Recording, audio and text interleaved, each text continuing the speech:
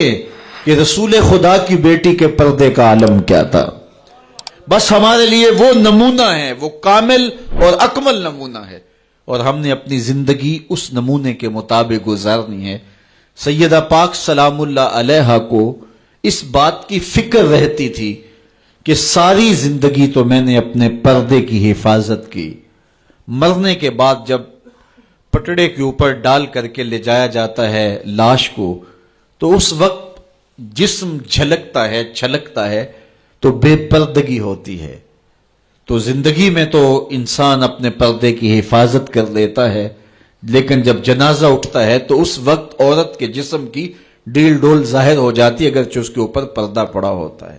اور یہ سخت فکر مند تھی اور بات بھی کرتی تھی. حضرت اسماء بنت امیس رضی اللہ تعالی عنہا سیدہ پاک کے پاس بیٹھی تھی، اور یہ وہ خاتون ہیں جنہوں نے حبشہ کی جانب ہجرت کی تھی. جب مسلمانوں پر حالات تنگ ہو گئے تو 2 مرتبہ حبشہ کی جانب ہجرت ہوئی ہے، اور تیسری ہجرت جو ہے وہ مدینہ المنورہ کی جانب ہوئی. تو حبشہ کی جانب انہوں نے ہجرت کی اور وہاں کچھ وقت گزارا تھا. تو انہوں نے کہا کہ میں نے وہاں ایک منظر دیکھا ہے کہ 4 پائی کے چاروں پائے جو ہیں ان کے ساتھ شاخیں باندھی جاتی ہیں، اور شاخیں باندھ کے ان کو پھر آپس میں جوڑ دیا جاتا ہے، اور اس کے اوپر کپڑا ڈال دیا جاتا ہے، وہ ایک ڈولی بن جاتی ہے، اور اس میں عورت کا جنازہ ہوتا ہے. تو جب یہ بات سنی تو سیدہ کی خوشی کی انتہا نہ رہی.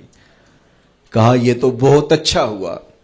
اور سیدہ پاک کا پھر جنازہ پردے کے ایسے ماحول میں اٹھتا ہے، اور رات کی تنہائی میں اٹھتا ہے، اور بہت تھوڑے لوگ جنازے میں شامل ہوتے ہیں. اور پھر سیدہ پاک سلام اللہ علیہا کے پردے کا عالم یہ ہے، اہل سیر نے لکھا ہے کل قیامت کے دن جب میدان حشر میں سیدہ تشریف لائیں گی تو 70,000 حوروں کے جلو میں ہوں گی، اور جب گزریں گی تو آواز آئے گی یا اہل الجمع غدوا ابصارکم لأن فاطمہ بنت محمد حتی تمر. اے نبیوں، رسولوں، پیغمبروں، اے صالحین، نیکوکاروں، اے حشر کے میدان میں جمع ہونے والے لوگوں، اپنی نظریں نیچی کر لو، محمد کی صاحبزادی گزر رہی ہے. تو قیامت کے دن بھی اللہ ان کو یہ اعزاز دے گا، ان کو تکریم دے گا، ان کو عزت نصیب کرے گا. تو سیدہ پاک کا نمونہ زندگی ہماری مخدرات اسلام کے لیے، ہماری بیٹیوں کے لیے، بہنوں کے لیے کامل، اکمل اور مکمل نمونہ ہے. مزرعہ تسلیم را حاصل بطول، مادرانہ اسوائے کامل بطول. تو ان سے ہمیں سیکھنا ہے کہ انہوں نے اپنی ساری زندگی کیسے گزاری. آج کی عورت کہتی ہے کہ میں نہیں کر سکتی نماز، روزہ اور یہ امور نہیں بجا لا سکتی، بچوں کا بوجھ اتنا ہے، ان کی تربیت اور ان کو کھانا دینا، ان کو دودھ دینا، بار بار جو ہے وہ ان کا لباس تبدیل کرنا، کب وقت ہوتا ہے، میرے کپڑے بھی ناپاک ہو جاتے ہیں، تو کیسے میں ان کو جو ہے بچوں کو کروں اور اس کے بعد عبادات بھی وقت پہ کر سکوں. تو یہ بڑا مشکل ہے. وہ حضرت سیدہ کو دیکھیں کہ آپ اپنے کندھوں پہ مشکیزہ بھی اٹھا کے لاتی ہیں، چکی بھی پیستی ہیں، بیٹوں کی تربیت بھی کرتی ہیں، شوہر کی خدمت بھی کرتی ہیں، اور مصلی بچھا کے جب کھڑی ہوتی ہیں تو ساری رات قیام میں، کبھی رکوع میں، کبھی سجدے میں گزر جاتی ہے، اور پھر کہتی ہیں مالک تیری راتیں اتنی چھوٹی ہیں، تیری بندی کا ذوق بندگی ہی پورا نہیں ہوتا، ایک تو رات اتنی لمبی بنا دے جی بھر کے تجھے سجدہ ہی کر سکوں. تو انہیں شکوہ رہتا ہے کہ راتیں اتنی چھوٹی ہیں اور میرا ذوق بندگی ہی پورا نہیں ہوتا. سارا دن روزے سے گزرتا ہے، رات قیام میں، رکوع اور سجود میں گزرتی ہے.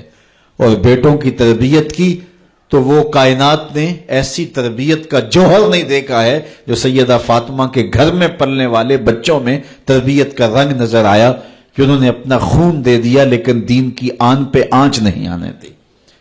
تو ان کی زندگی ہمارے لیے، ہماری مخدرات اسلام کے لیے، بہنوں، بیٹی اور ماؤں کے لیے کامل اکمل نمونہ ہے.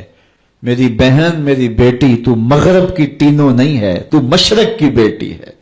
تو کوئی دیا نہیں ہے کہ جس کو جو چاہے اٹھا کے لے جائے. تو گھر کی رونق ہے، عزت ہے، آبرو ہے، تو سمٹ جائے گی تو معاشرہ پھیل جائے گا.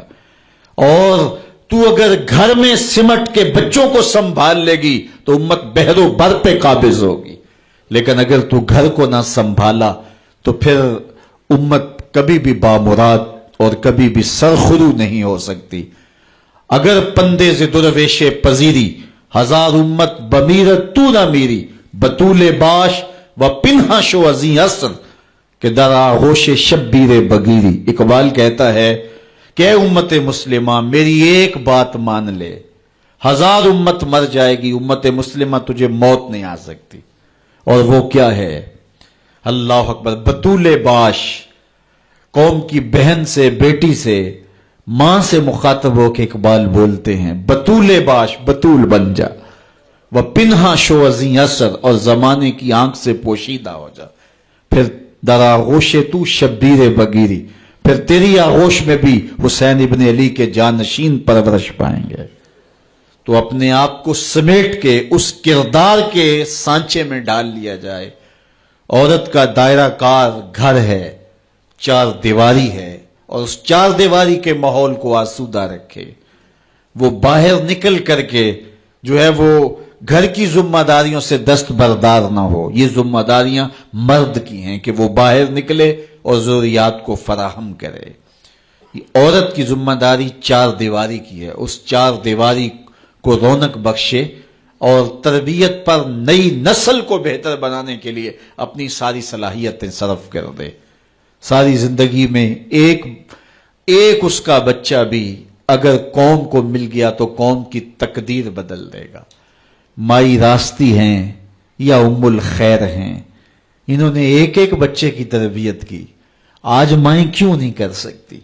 بابا فرید کی ماں بیٹے کے مزاج کو سمجھتی ہیں کہ یہ شکر کو بہت پسند کرتا ہے، تو شکر کی پڑیا مسلح کے نیچے رکھ دیتی ہے، اور بیٹا مسلح اٹھاتا ہے تو نیچے شکر کی پڑیا ملتی ہے. روز ڈیوٹی دیتی ہیں، اور بیٹا شوق سے نماز پڑھتا ہے، بعض میں شکر کی پڑیا بھی ملے گی.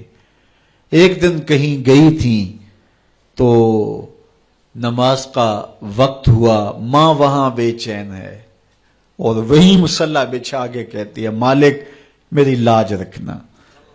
آج بیٹا مسلح اٹھائے اور اس کو شکر کی پڑیا نہیں ملے گی تو راز کھل جائے گا، تو بیٹا کہیں بدظن نہ ہو جائے. اس کا گمان یہ ہے کہ مالک اپنی کرم نوازیوں سے یہ پوری مجھے ڈائریکٹ دیتا ہے، درمیان میں کوئی نہیں ہے. اللہ اکبر. خیر ماں واپس پلٹی اور سب سے پہلے تجسس بری نگاہ سے بیٹے کو دیکھ رہی تھی کہ بیٹا کوئی شکایت تو نہیں کرتا، لیکن فرید بیٹے کے لب پہ کوئی شکایت نہیں تھی. خیر ماں نے پوچھ لیا بیٹا نماز پڑھی تھی؟ کہا اماں نماز پڑھی تھی، لیکن آج جو شکر ملی ہے اس کا چس ہی کوئی اور تھا، اس کا ذائقہ ہی کوئی اور تھا.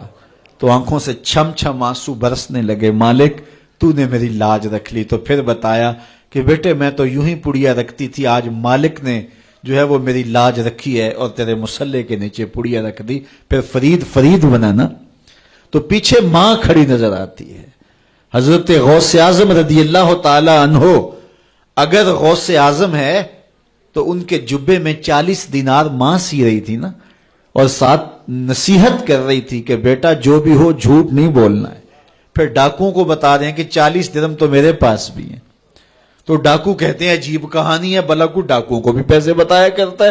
کہا میری ماں نے کہا تھا جھوٹ نہیں بولنا، جو بھی ہو جائے لیکن جھوٹ نہیں بولوں گا. اب ڈاکو شرمندہ ہو کے بولتے ہیں یہ ماں سے جھوٹ نہیں بولتا، ہم رب کا حکم نہیں مانتے. اور یہ پہلے لوگ تھے جو حضرت غوث اعظم کے ہاتھ پہ جو ہے وہ توبہ کرنے والے تھے. اللہ اکبر. قطب الدین بختیار کاکی جب درس گاہ میں جاتے ہیں، استاد پڑھاتا ہے الف لام میم ذالک الکتاب، پورا پارا سنا دیتے ہیں. دوسرے پارے کا آغاز ہوتا ہے سیقول السفہاء من الناس، بچہ سارا پارا سنا دیتا ہے. تیسرا پارا، چوتھا پارا، 14 پارے سنا دیے. کہا یہاں سے شروع کرو، سبحان الذی اسری بعبدہ. تو کہا بیٹا جس درس گاہ میں 14 پارے پڑے تھے وہیں بقیہ قرآن بھی حفظ کر لیا ہوتا. کہا استاد جی میں کسی درس گاہ میں نہیں گیا، میری ماں 14 پاروں کی حافظہ تھی، اور صبح جب اٹھتی تھی تو कुरान भी पढ़ने लगती और काम काज भी करती।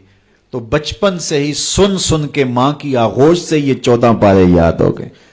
तो माएं अगर ऐसी हों तो बेटे ऐसे होते हैं। इसलिए माँ के किरदार को रोशन करना होगा, माँ के किरदार को बेहतर करना होगा, और माओं के लिए कामिल अकमल नमूना सैयदा पाक सलामुल्लाह अलैहा का नमूना जिंदगी है। और उनकी जिंदगी के एक एक पहलू से रोशनी लेकर के, उजाला लेकर के मुखद्दरात इस्लाम की जिंदगियों में चरागा किया जा सकता है, और उनकी जिंदगी से एक अच्छी नस्ल तैयार हो सकती है। किसी ने कहा था मुझे अच्छी माएं दे दो, मैं तुम्हें अच्छी नस्ल दूंगा। तो सैयदा पाक का उसवा हमारे लिए यकीनन कामिल और अकमल नमूना है। अल्लाह ताला उनके नकूशे पाक की बरकतें और उनके वजूद से वाबस्ता रहमतें हमारी माओं, बहनों और बेटियों को नसीब फरमाए। और आज की इस मजलिस में हम उनकी वसातत से अल्लाह की बारगाह में दुआ करते हैं, ऐ अल्लाह हया सोज माहौल से इस उम्मत को नजात अता कर दे, और इस उम्मत को फिर अजमत पारीना और रफ्ता अता कर दे, और कौम की बेटियों को उसवाए बतूल पे गामजन कर दे।